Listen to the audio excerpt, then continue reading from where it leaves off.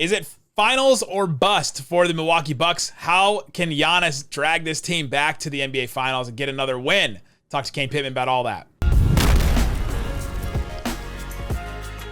Welcome into the Locked On NBA Playoff Preview. I'm Nick Angstead of Locked On NBA, and I'm joined by Kane Pittman of Locked On Bucks to talk about everything you need to know about the Milwaukee Bucks going into the postseason. Kane, the Milwaukee Bucks, as you call them. I love the way you say Bucks, and every time I listen to Locked On Bucks, I start saying that to myself afterwards. What do the Bucks need to do to get to the finals, and what's been the biggest on-court story for this team this year? Well, if you had told me about the Milwaukee Bucks at the start of the season, if you had said that they would have the number one record in the NBA, I wouldn't have probably believed you. We did an over and under podcast at the start of the season, and I think the win total was at about 53 and a half. So, 54 wins for the over. I took the over, but I wasn't optimistic about it. And then on top of that, if you had told me that Khris Middleton was going to play 33 games and the majority of those games he was going to be on a minutes restriction and really not look all that healthy, I wouldn't have thought that there was any chance they would be in this position. But they've done it with defense, has been the most part. They finished fourth overall in defensive rating, but for much of the season, they were number one. So early in the season when it was a grind and Khris Middleton wasn't there, it was the defense that carried this team. What's the playoff rotation for the Bucks looking like right now? Give me the starters. Give me a couple of players off the bench that are guaranteed. And then if there's a couple players on the bubble that you think could play or that Bud could decide maybe not to play. Yeah, it's a great question because this is a deep team and full of veterans that have played a lot of postseason basketball in the past. So if we assume that everyone's healthy, so Middleton did hurt his knee again last week, which was not great. Grayson Allen and Pat Connaughton are dealing with ankle sprains at the moment, but let's assume that everyone's there. So your starters throughout the season have been Giannis, Khris, Jrue Holiday, Brook Lopez, and Grayson Allen. So if we assume they start game one in the first round, the guys that you're looking at coming off the bench, Jay Crowder, who they traded for at the deadline, we think he's going to be in the rotation. Joe Ingles has been really important, particularly for the half-court offense, so he'll be out there. And then Javon Carter, 81 games this season, over 20 minutes per game, shooting 43% from the three-point line as well, has been a really, really important piece. And then you probably have Bobby Portis. Now, that's 9 guys already. And you're not talking about guys like Wesley Matthews in that rotation there at that point. Pat Connaughton, who's been a starter in the postseason in the past. So those are the 9 guys, but this team definitely runs deep. What are the biggest strengths and weaknesses of this team? Let's say, like you said, they're all going to be playing right now. How have they generally won games and how have they lost games this season? Well, it's been the defense for the most part. This team actually ranked 15th overall in offensive rating, so absolutely middle of the pack. And before Khris Middleton came back in late January, this was a team that was ranked 23rd in offense overall. The half-court offense was disastrous. They weren't able to get any easy points, and even the transition game wasn't great. But defensively, they're still in the top 10 in the league in terms of protecting the paint, points in the paint with Brook Lopez and Giannis there. And they've also cut down on the amount of three-point shots that they give up, three-point attempts. Last year, they gave up over 40 per game, which was number one in the league. They came into the season and said they were going to protect the three-point line a little bit better. They've cut that all the way back down to 34 this season, which is a pretty dramatic shift when you consider the way the game is played these days to reduce the opponent three-point attempts by 6. So defensively, they've been elite. I haven't mentioned Jrue Holiday yet. You add Jay Crowder.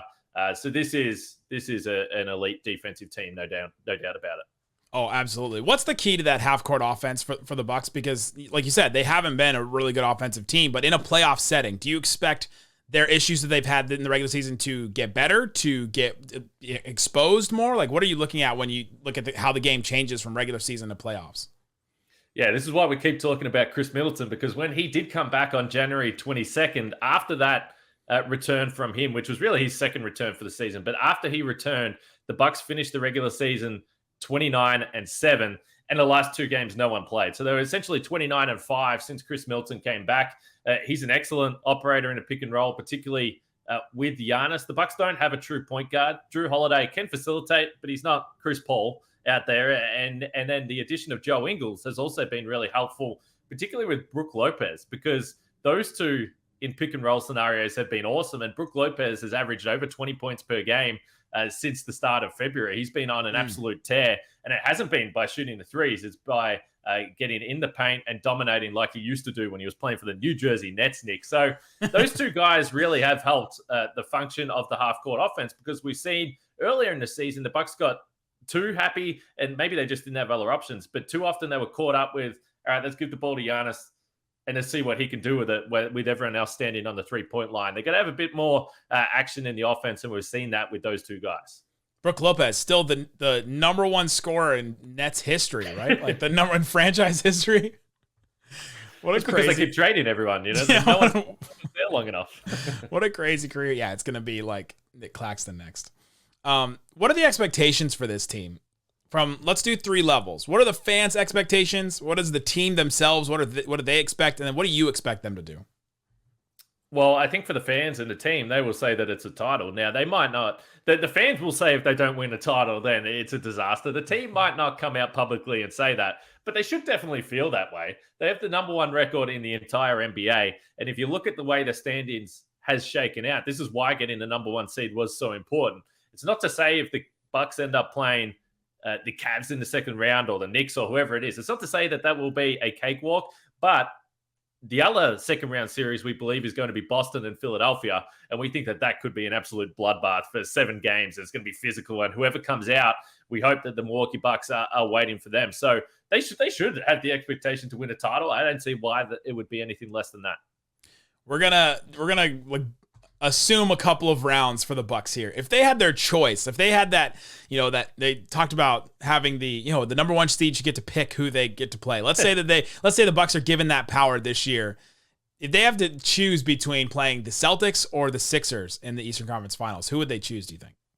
I think they would pick Philadelphia because they actually are a little easier for this team. I don't want to say it's easy, but it's easier to defend the Sixers than it is the Boston Celtics, because the Bucks last year were cooked by a lack of wings, and Khris Middleton wasn't there, Crowder wasn't there, Ingles wasn't there. So they think that they've got some better guys to potentially tackle Tatum and Jaylen Brown, not literally, but they'll be able to deal with them on the perimeter. But if you look at Philadelphia, they have Brook Lopez, who can deal with Joel Embiid, and at least in the past has turned him into a bit of a jump shooter rather than getting to the free throw line. They've got Jrue Holiday, who can guard James Harden. So I think across the board, the Bucks are better suited to play Philadelphia. And probably the other big bonus is the fact that PJ Tucker is kind of someone that they can put Giannis on defensively, and he doesn't really need to worry about PJ Tucker, and then he's just floating around causing chaos on the defensive end. So I think it would be Philadelphia.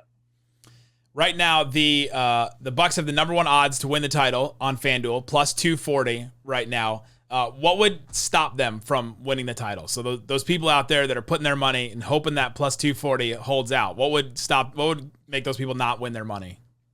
Well, historically, the Bucks have been an awful 3-point shooting team in the postseason. So I think all Bucks fans are just sitting back and saying, hey, can we knock down some threes this year? Because that would make our life a lot easier, because even when they won the title in 2021, the 3-point shooting was disastrous until they got to the NBA Finals. But outside of other things that can go wrong, the health of James Christian Middleton is the one thing that Bucks fans are very, very concerned about right now, because we just don't know where he's at.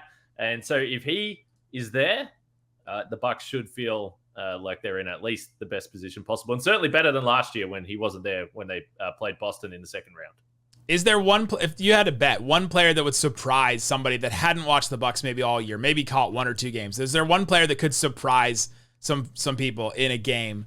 Could it be a Javon Carter or maybe a Bobby Portis or somebody? It would be Javon Carter, because I think most of the Bucks veteran players are pretty well known. But I think that stat would surprise people if they hadn't watched the Bucks to see how much Javon Carter has played this season. He defends full court, so I could see him having a playoff game where he'll pick up a couple of steals, and he's definitely not shy shooting the ball. He shoots these transition pull-up threes when you've got all these weapons everywhere. He'll pull up and he'll knock them down. So he could have a playoff game where he hits 5 or 6 threes, and there will be, I'm sure, people watching who are wondering who this guy is.